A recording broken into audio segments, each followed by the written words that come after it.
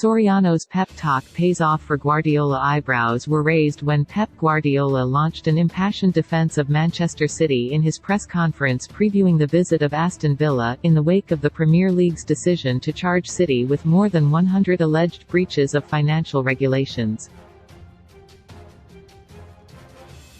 It is understood that City's management team had been spoken to by a similarly bullish chief executive Ferran Soriano. The Spaniard told them that the club had been here before, when charged by UEFA, had won once and would do so again. He added that there was nothing to worry about and told the group to concentrate on football. Zelensky pleas for Russian athletes to stay away. The coalition of sports ministers hoping to frustrate the IOC by keeping Russian athletes out of Paris 2024 is clearly fraying. Their online meeting last week featured an impassioned plea from Ukrainian President Volodymyr Zelensky. But instead of the usual joint statement, opinions differed. Lithuania claimed unanimous support for a ban, an assertion that was undermined by a softer line from America and Australia. It cannot have helped that the planned host of the meeting, Michel Donnellan, was moved to a new job by Rishi Sunak on Tuesday. That left newcomer Lucy Fraser, the 13th Culture Secretary in 13 years, little time for the usual rounds of phone calls needed to reach agreement before the meeting started. While Sports Minister Stuart Andrew claimed a joint statement will be forthcoming within days, the IOC may yet get their own way on Russia again. On Saturday, they flexed their muscles in a letter to national Olympic committees urging them not to sign the statement. Meanwhile, the Olympic Council of Asia may be forced to U-turn on their proposal to allow Russia to compete at the Asian Games this year to help athletes qualify as neutrals for Paris. There are logistical concerns over how it will affect other Asian countries and the prospect that it could deprive other athletes of quota places.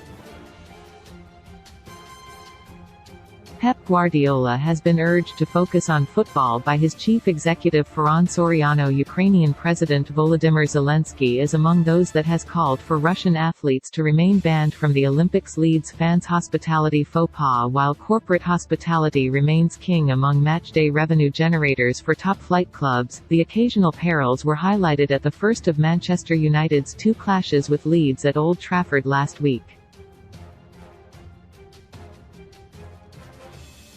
A large number of Leeds supporters had obtained tickets in one of the plush suites and promptly got stuck into the booze. With their team on top during the first half, a number of the group could not contain their excitement, which did not go down too well given they were sitting in the home areas. A warning was issued at halftime to those involved to behave themselves. Amid concerns that trouble is on the rise, footage from the weekend showed fans of Plymouth and Portsmouth brawling on train station steps while an arrest was made after a Chelsea fan was punched and knocked out before their match at West Ham. Rashford is good off the pitch as he is on it. Marcus Rashford continues to do his bit for the nation's schools.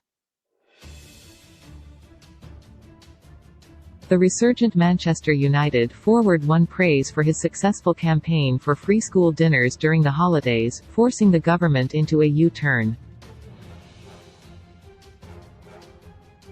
On Thursday night he was at it again, at a dinner to celebrate 5 years of the Michael Carrick Foundation.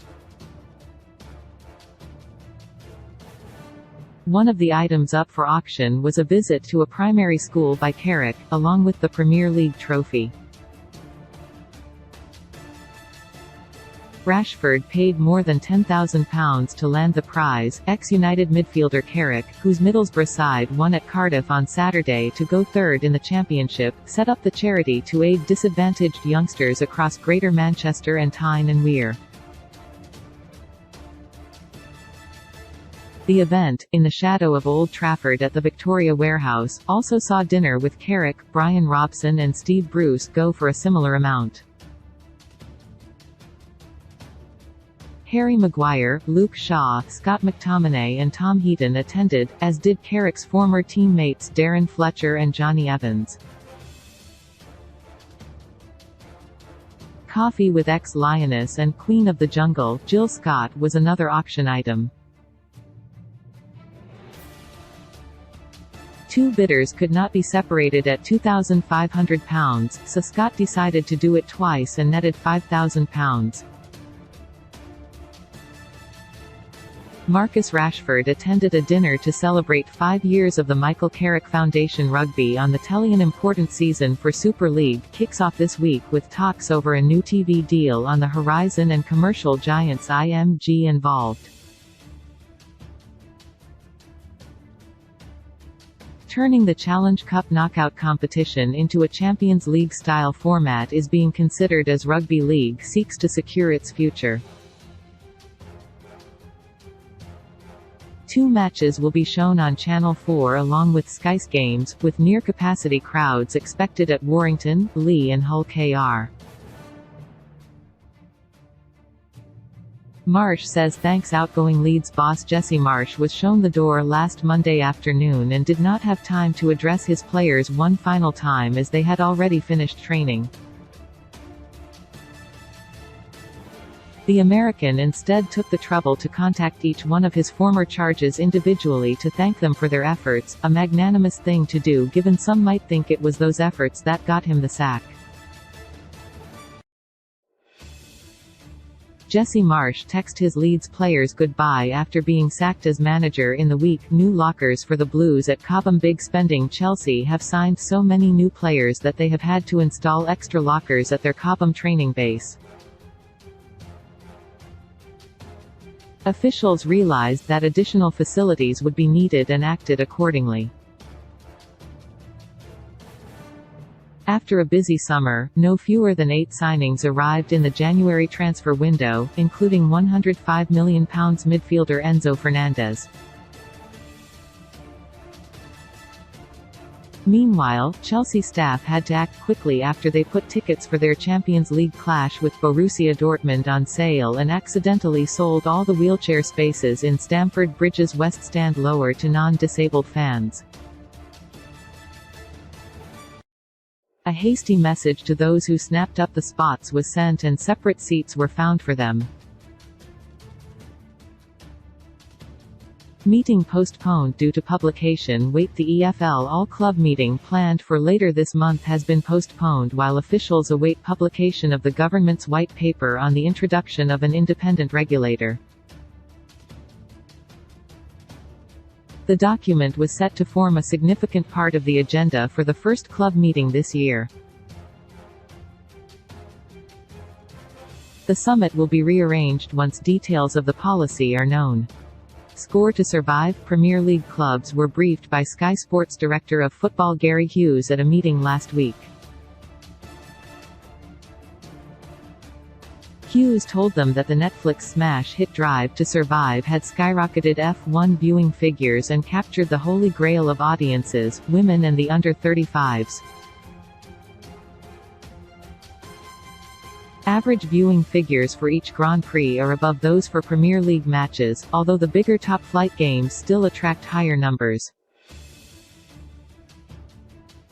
Some believe a similar series going behind the scenes at every club across a whole season is an inevitability.